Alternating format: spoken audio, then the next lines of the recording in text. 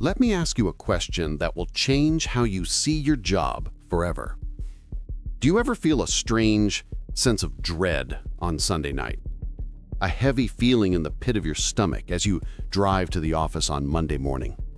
You tell yourself it's just the blues, that everyone feels this way.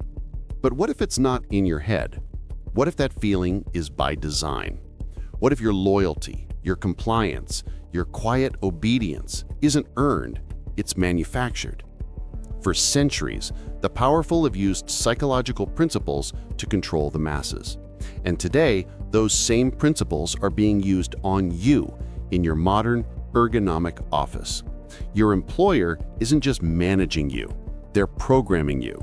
They are using subtle, dark psychology to make you obey without question, without complaint, and without even realizing you're being controlled. Today, you will see the 8 invisible chains keeping you locked in your cubicle. Once you see them, you can never unsee them. Now, I want you to drop this affirmation in the comments. I see the manipulation. Let's begin. Number 1, calculated overload and the illusion of urgency. Your inbox is a battlefield, and every email is a psychological trigger.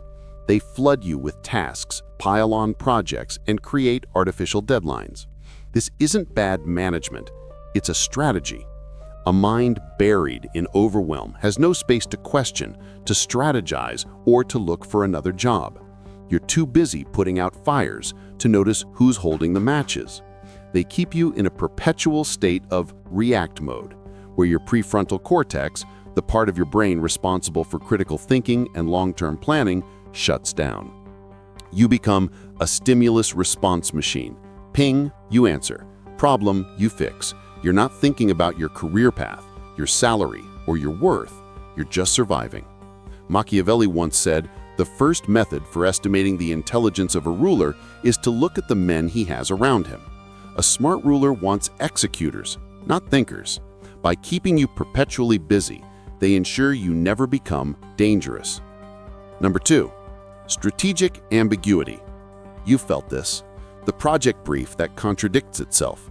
The manager who gives you conflicting feedback. The company goals that are so vague they're meaningless.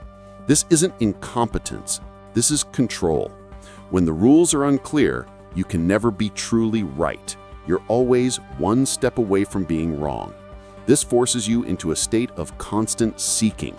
You seek validation. You seek clarification. You seek approval. And in that seeking, you give away your power. You become dependent on your manager to define reality for you. They become the source of truth, the grantor of permission.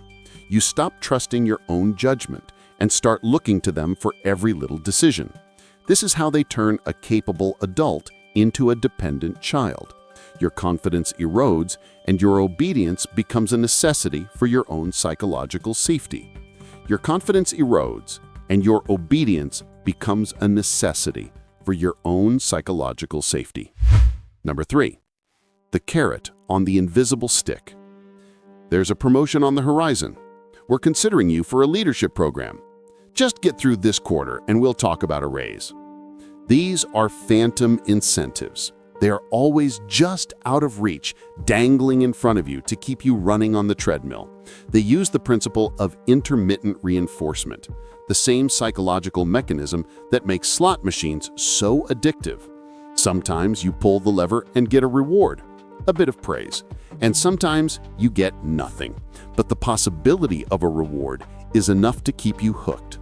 You'll endure the late nights, the thankless tasks, the stagnant pay, all for the chance that this time the carrot will be real. They're not investing in your future, they're mortgaging your present. They've turned your ambition into your prison.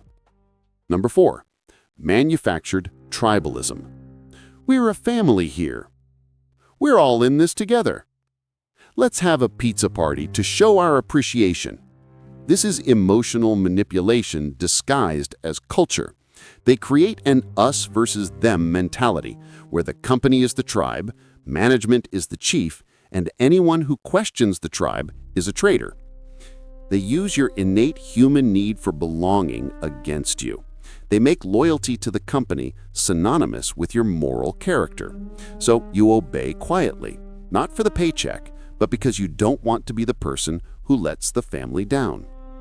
Number 5, gaslighting by metric. Your work is no longer measured by impact or quality. It's measured by metrics. Keystrokes per hour, calls handled per day, lines of code written. This is a form of corporate gaslighting. It reduces your complex human value to a simple, manipulatable number. When you feel burnt out, they point to the metric and say, "But your productivity is up." When you ask for a raise, they point to a different metric and say, "But your collaboration score is down." It creates a reality where your actual experience is irrelevant. Only the data matters, and they control the data. This makes arguing futile.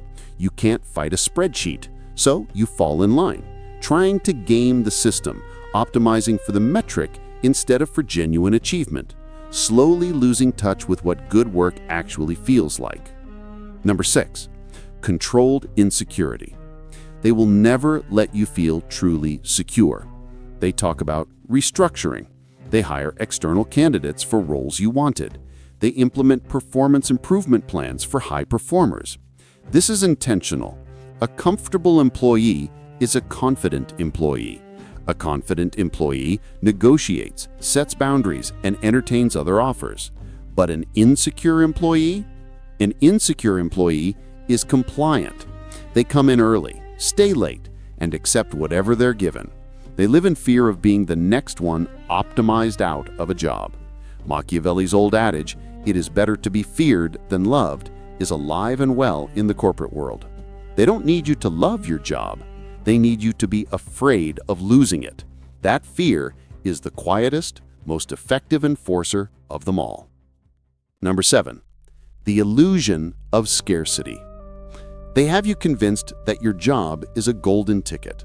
The market is tough. Benefits are hard to come by. You're lucky to have this position. This frames your employment not as a fair exchange of value, but as a charity they are bestowing upon you.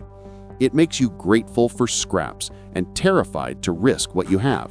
It keeps you from looking at the vast ocean of opportunity outside your company walls because they've painted it as a desolate, dangerous wasteland. This tactic shrinks your world to the size of your office. Your ambitions shrink with it. You stop asking for what you're worth because you've been convinced that what you have is more than you deserve.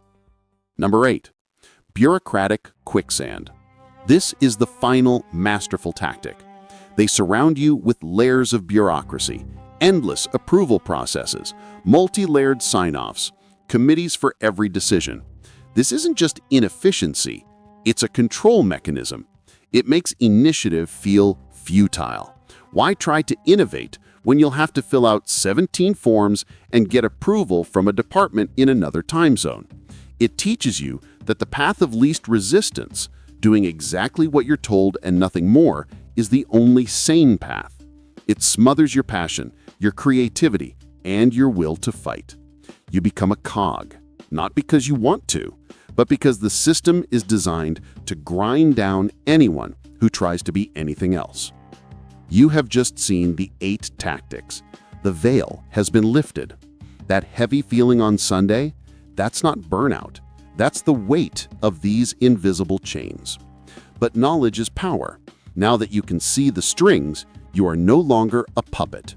You can start to push back. You can set real boundaries.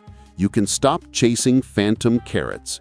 You can start measuring your value by your own metrics.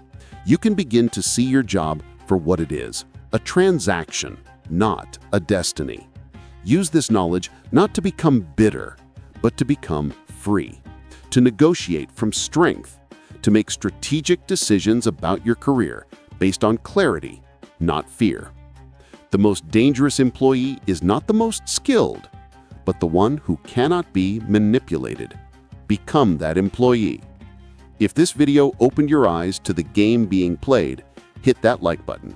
Subscribe for more truths they don't teach you in orientation, and drop this final affirmation in the comments. I am not a puppet.